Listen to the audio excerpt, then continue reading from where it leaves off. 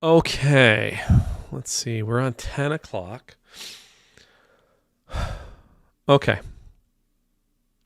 there's another thing I want to talk about. You tell me if you've ever heard this before, right? You tell me if you've ever heard this before, because the other day I read it. I think I read it in a comment.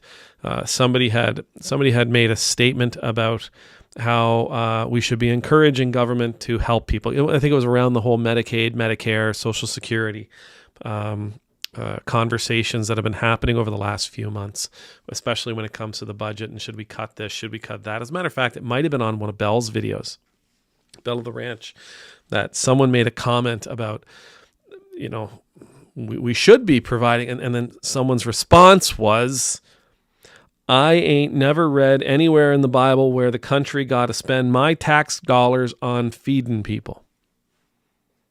You've heard that before. Or you've heard something similar, yeah? Right? I don't think the Bible doesn't say that the government's supposed to feed people. The Bible doesn't say the government's supposed to use my tax dollars to feed people. Now, I started talking about this a couple of weeks ago, and I had to stop myself because I was like, wait a second. No, Ed, you got this all wrong. You're going the wrong way on this. Whereas I think I was going to say something like, oh, well, maybe the government isn't supposed to do that, but we are supposed to do that. No, actually, the Bible does tell us that the government should take care of people. It's really plain, and it's throughout the Old Testament. It's throughout the entirety of the Old Testament. Shoot, we were talking about prophets earlier. That's what prophets were for. The prophets showed up when government stopped taking care of people, when government started mistreating people, when government failed to provide for their citizens. The prophets would show up and say, God's real angry. Knock it off. Knock off doing the things that you're doing and start doing the job that you were supposed to do. It's throughout the Old Testament. Now you might say, well, it's not government. I don't know. There were kings back then. Yeah, kings were government. Here in Canada, we don't have we do have a king, but we have a parliamentary system, right? We have a parliamentary system, and our parliament, along with our Senate, though, whatever our Senate happens to be, and our court system, and the authority that's given to our provinces, they're supposed to take care of the citizens. They're the governing authority in place. Whereas the kings were put in place in the Old Testament, the kings were the ones who had the authority in the Old Testament. It's our parliament here in Canada. It's our legislature here in the province of Nova Scotia. It's the federal government in the U.S. and the state governments, and then breaks all the way down to the municipalities, into the churches. My title, is rector. I'm an Anglican priest, but as in this parish, I've been given the title of rector, and rector is Latin for ruler. I'm supposed to take care of the people in my parish. So, yes, the government is supposed to use your tax dollars. The Bible does say the government is supposed to use your tax dollars, my tax dollars, our tax dollars, to take care of the citizens. And that means feeding them. And that means clothing them and housing them. And that means providing for their needs. It means helping them find viable work, fulfilling work. It means so much, but the bottom line is that's the government's responsibility, to use your tax dollars to provide for you and your neighbors. Not just the roads, not just the sewage, not just that kind of stuff, to provide. It's literally the reason they exist. And the Bible acknowledges this. And in fairness, if you sort of expand upon this, it's entirely possible that one person or a group of people will be provided for by many different ruling authorities, if we could call them that. They may be provided for by the city. They may be provided for by the parish. They may be provided for by their county, by their province, and by their country. They may be provided for by a diocese. They may be provided for by non-governmental agencies that happen to be working in and around the community. All of them have the responsibility, because of their position, all of them have the responsibility to care for one another. And it's not a matter of saying, well, you can only get help from one. No.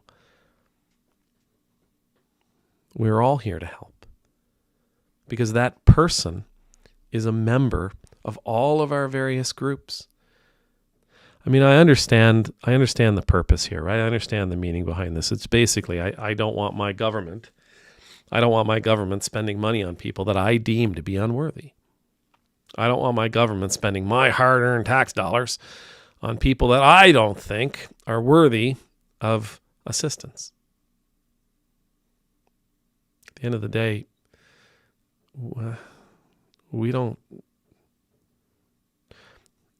we get to offer our opinion about that. We do. When it comes to elections, we get to offer, here in Canada anyway, we get to offer our opinion every time there's an election. You're going to take care of those people. Well, I don't think they're worthy. But here's what it all boils down to. You and I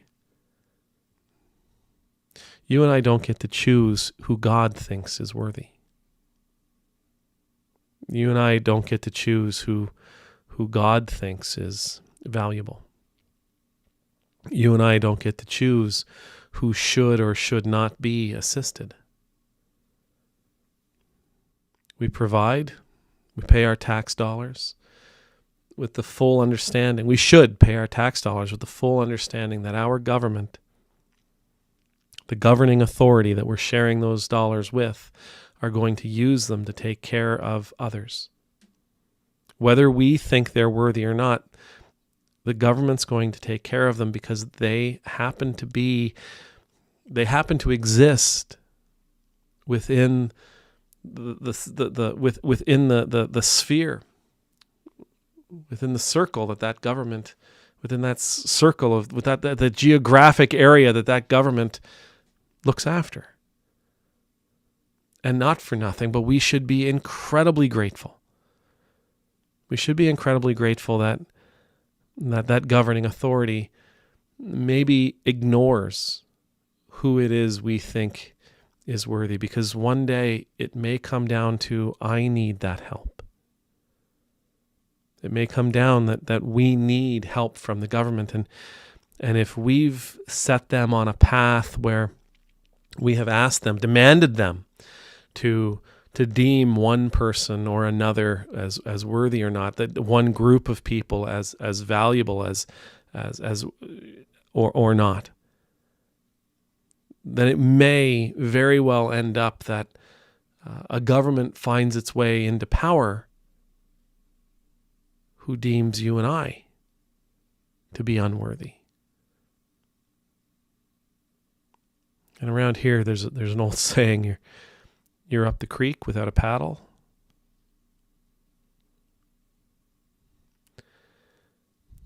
Statements like this one, are all about me deciding who should and should not be helped. Me deciding how a person should or should not be helped. It's all about labeling. It's all about condemning. It's all about condemning someone as less than myself, as less than my group, as less than worthy of love and provision. The Bible's actually quite clear. Yes, governments are supposed to use your hard-earned tax dollars to provide for you and your neighbors, regardless of who you or your neighbors happen to be. They are supposed to provide. And if you want to go further with it, that includes the strangers who live among you. Again, Another biblical principle. Yes, the government is to use your hard-earned tax dollars, because that's how governments collect revenue. They are to use your hard-earned tax dollars to take care of all the people who live within their borders. Citizens, non-citizens, documented, undocumented, everyone. Because taking care of everyone means building a healthy and sustainable population. It's biblical. And it's reasonable. Amen.